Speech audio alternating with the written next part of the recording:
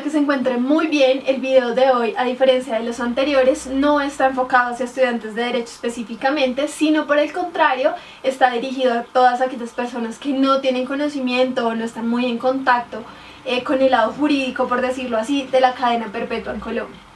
Yo sé que este es un tema que puede herir muchas susceptibilidades, por lo tanto el fin del video no es colocarnos de un lado o del otro, sino mostrarle a la gente el lado jurídico y por qué tantos juristas, académicos y en general abogados se oponen a esto.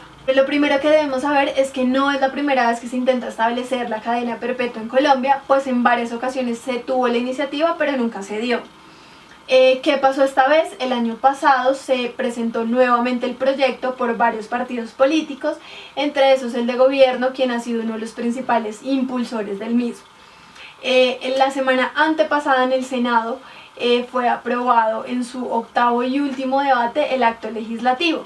¿Y qué es un acto legislativo?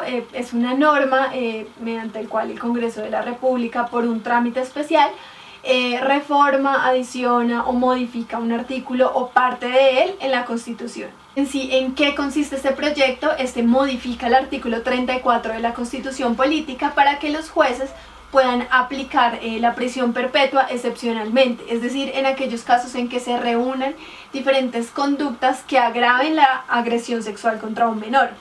Pero esta pena deberá ser revisada a los 25 años, es decir, tiene un control automático para ver o para reevaluar la resocialización del condenado. Una vez la reforma constitucional sea promulgada por el presidente Iván Duque, es decir, cuando envíe el texto modificado del artículo 34 de la Constitución Política al diario oficial, esta entrará en vigencia y podrá ser demandada por cualquier ciudadano, y de ser así sería revisada por la Corte Constitucional, a lo que varios juristas aseguran que se va a caer.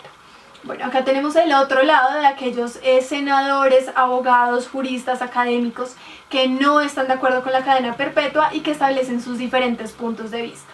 Por un lado, fundamentan que la cadena perpetua no protege a la niñez, por el contrario, desvía la atención y produce falsa sensación de justicia.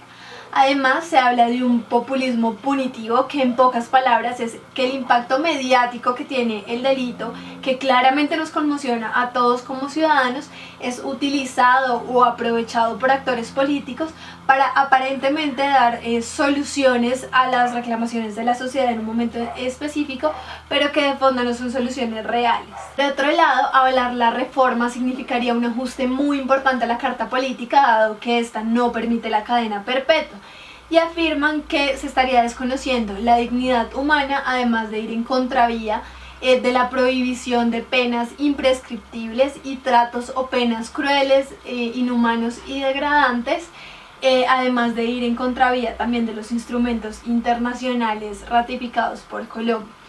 Y si se supone que estamos en un estado social de derecho como lo es Colombia, una de las finalidades de la detención carcelaria es la de resocializar. Por lo tanto, si se impone la cadena perpetua, lo que se está queriendo decir es que el Estado no pudo resocializar. Y esto traería muchos cambios de fondo, como lo establece el doctor Rodrigo Uprimi. No es simplemente la modificación de un artículo de la Constitución, sino implicaría una profunda alteración del principio de la posibilidad de resocialización de toda persona, que es un pilar de la Constitución.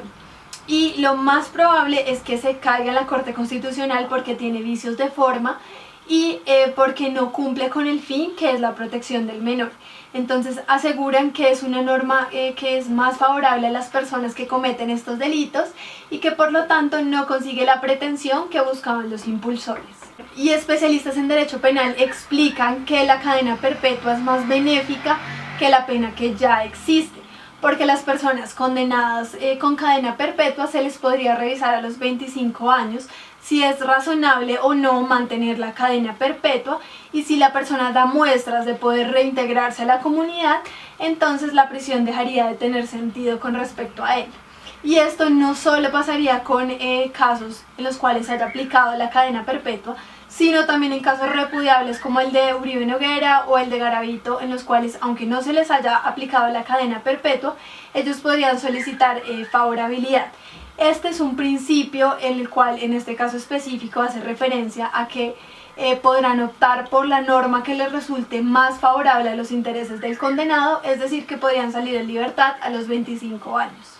Bueno, además varios juristas afirman que lo que hay que hacer es darle una verdadera solución, como por ejemplo hacer una reforma estructural a la justicia colombiana, porque aseguran que lo que intimida al agresor es la eficacia de la justicia más no la cantidad de las penas. Y como lo estableció el fiscal general de la Nación, él necesita no que le suban las penas, sino más presupuesto y recursos para poder investigar y sancionar. Bueno, además aseguran que hay que fortalecer las políticas públicas de prevención y reforzar los esquemas desde casa, ya que según estudios es donde la mayoría de casos contra menores ocurren, que es en el círculo o entorno cercano, y que esas relaciones de dependencia hacen que sea aún más difícil denunciar. También por otro lado hay que fortalecer esas instituciones del derecho de familia para que la respuesta sea rápida y sea oportuna.